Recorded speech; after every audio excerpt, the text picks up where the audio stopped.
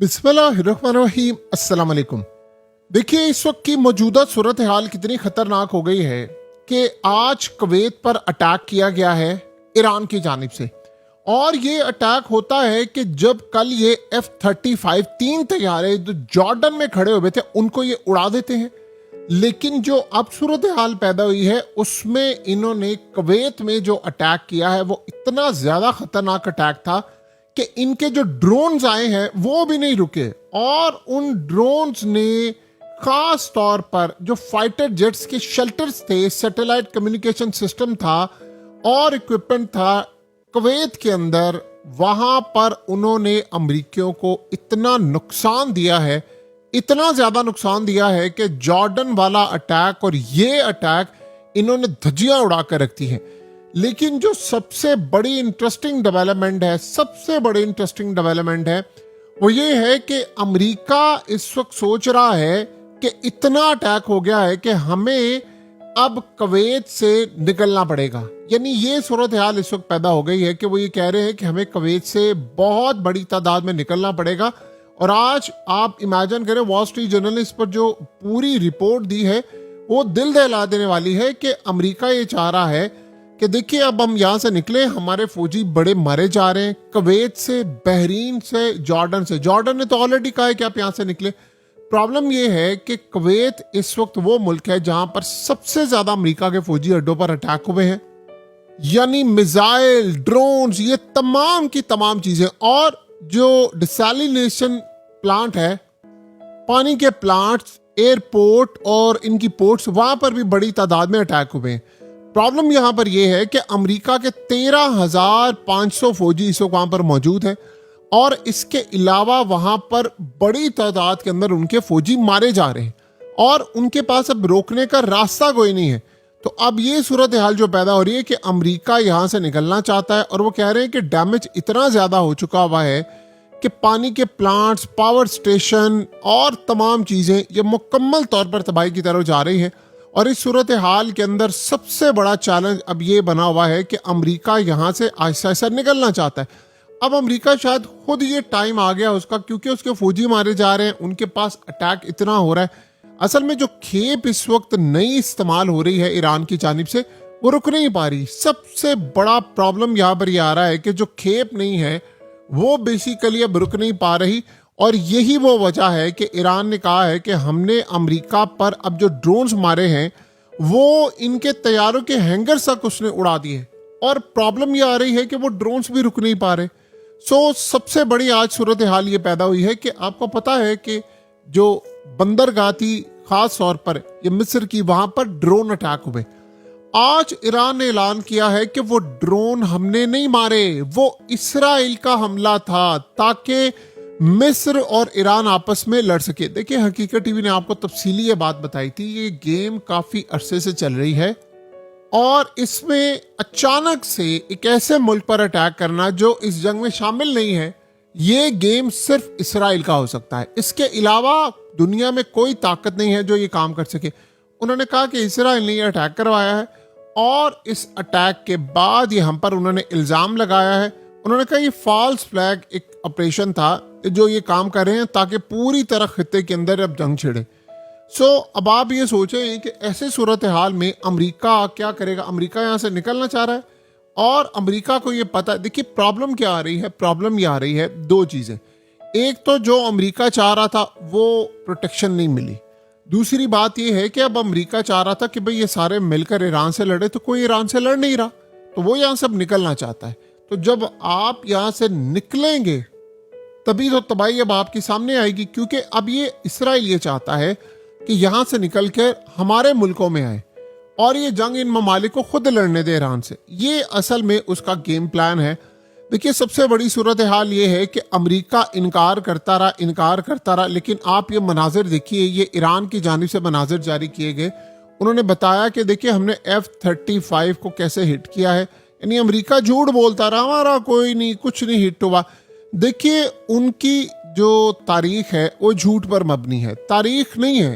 ये सर से लेकर पांव तक झूठे हैं। जब भी मुंह खोलेंगे झूठ ही बोलेंगे। जाहिर सी बात है, इतना बड़ा अटैक हुआ है, ऐसी सूरत हाल पैदा हुई है, तो आप उसका अंदाज़ा लगा सकते हैं कि मामला किस जानिब है।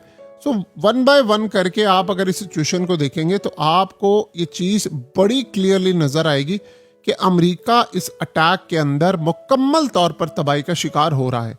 सो अब सिचुएशन क्लियरली यहाँ पर ये आ रही है कि अमेरिका के लिए एक बहुत बड़ा चैलेंज बना हुआ है, अटैक उस पर होता जा रहा है। और सबसे बड़ी बात यह है कि जो हैंगर्स हैं, ड्रोन हैंगर्स हैं और फ्यूल डिपो हैं, वो तबाह हो रहे हैं अमेरिका के।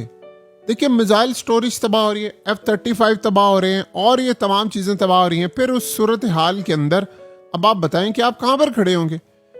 असल मसला यहाँ पर यह अमेरिका के लिए पैदा हो रहा है कि अब अमेरिका को आहिस्ता आहिस्ता इस जंग से कहीं ना कहीं निकलना पड़ेगा, और अमेरिका को जब निकलना पड़ेगा तो फिर सूरत हाल उसके लिए और ज़्यादा खतरनाक है। देखिए, चैलेंज क्या बना हुआ है कि CIA और मोसाद अभी तक वो ईरान के सुप्रीम लीडर को पकड़ने में नाकाम रहे हैं। ये अभी तक उनकी नाकामी है।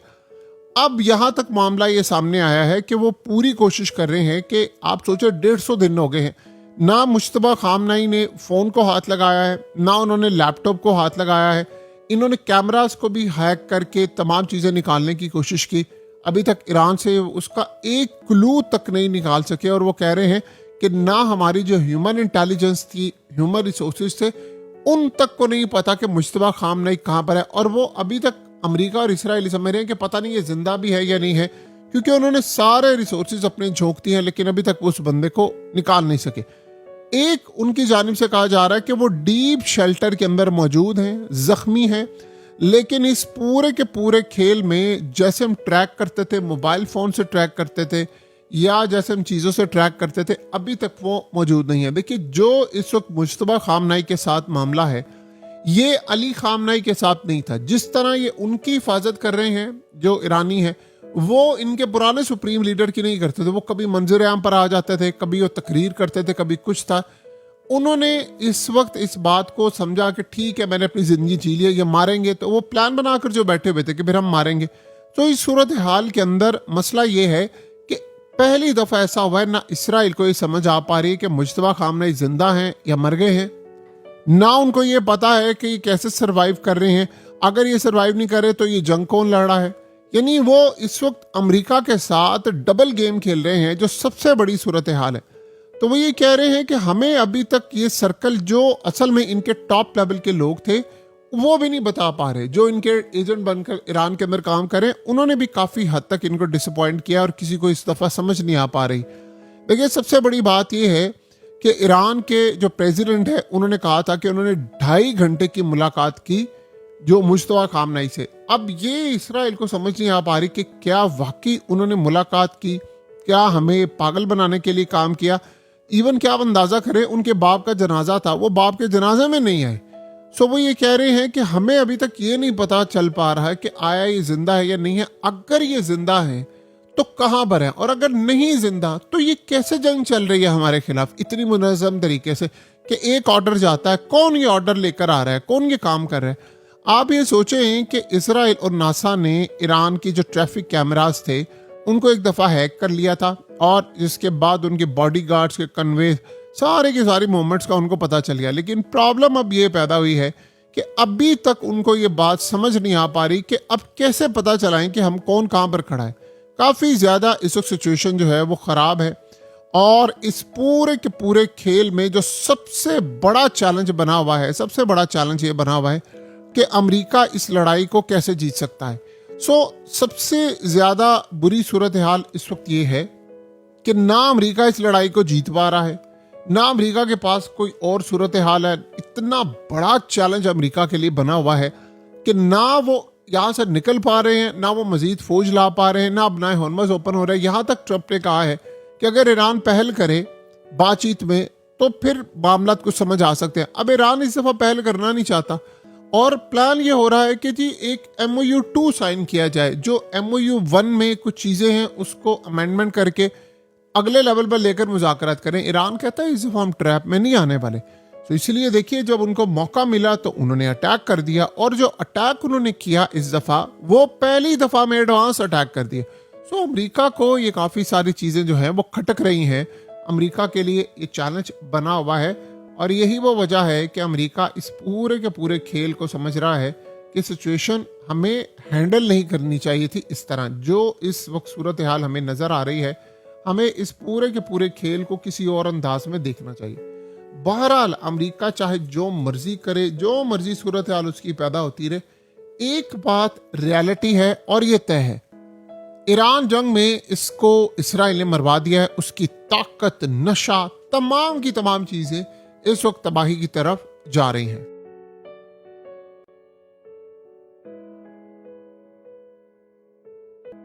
हकीकत टीवी को सब्सक्राइब करना मत भूलें, वीडियो को लाइक करें, शेयर करें और कमेंट सेक्शन में अपनी राय का इजहार जरूर करें।